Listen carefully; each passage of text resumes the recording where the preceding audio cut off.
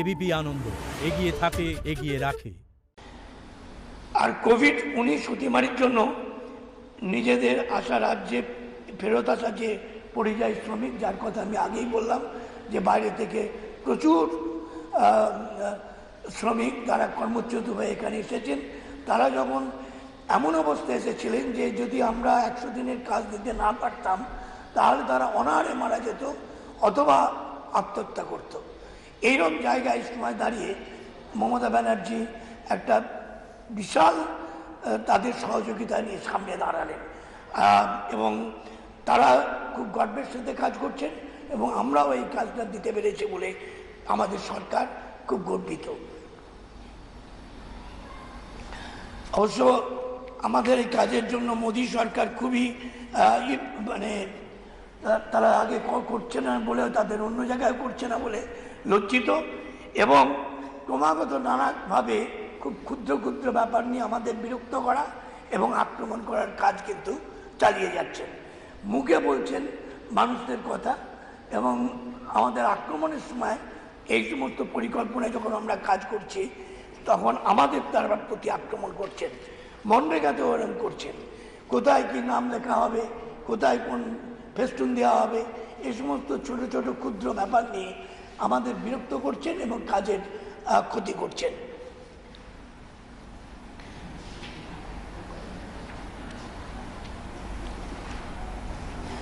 উনি এই প্রধানমন্ত্রী বলেছিলেন 1915 সালের 25শে ফেব্রুয়ারি উল্লেখযোগ্য কথা যে মনরেগা কংগ্রেসের ব্যর্থতার জীবন্ত উদাহরণ হিসেবে থাকবে।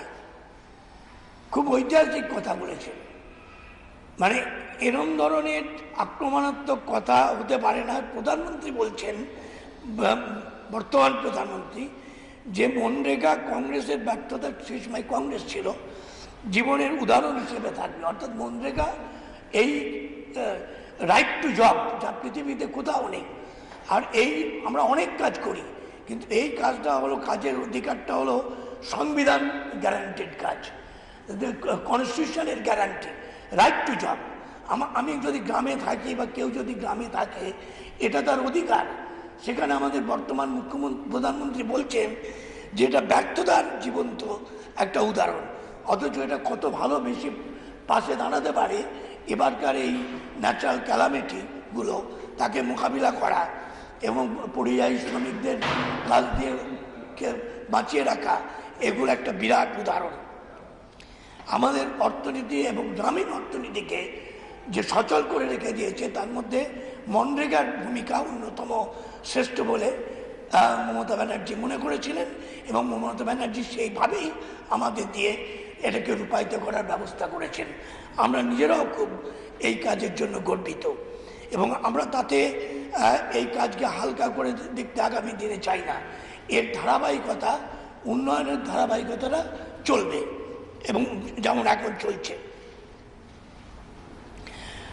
আর মোদী সরকারের সময় মানে ওনার ওখানে 5 বছরে প্রতি ঘরে কর্মদিবস 100-র মধ্যে মাত্র 45 থেকে 50টা হয়েছিল। এটা খুব লজ্জাজনক।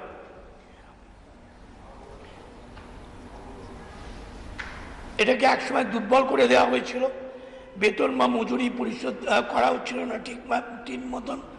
এখনো মাঝে মাঝে এই ঘটনা ঘটে, কিন্তু আমরা প্রচণ্ড চাপ দিয়ে রেখে দিয়েছে বলে আমরা আদায় করে নিয়ে আসতে পারি।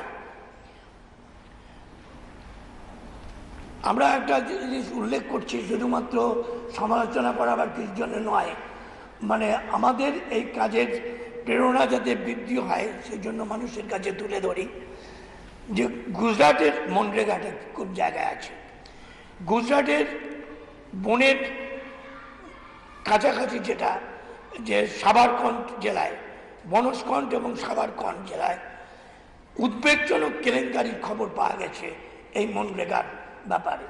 অর্থাৎ কাজ না করে তাদের সরকার অর্থ নিয়ে গেছে মনরেগার তহবিল চুরি করার জন্য, মনরেগার দামি জব কার্ড বানানোর জন্য।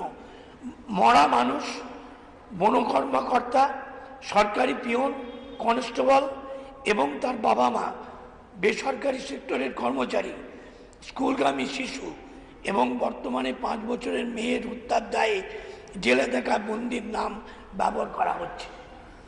এই সব জিনিসগুলো গুজরাট এবং এই সমস্ত জায়গায় এইভাবে গ্রামীণ শ্রমিকদের যাদের প্রচুর দরকার সংসার এবং তাদের প্রতিপালন করার জন্য, তারা প্রায় লুট করে একরকম এই লোকগুলোকে দিয়ে কাজ করানো, নাম লিস্ট করে টাকা নেওয়ার অর্থ হলো it is looting the money.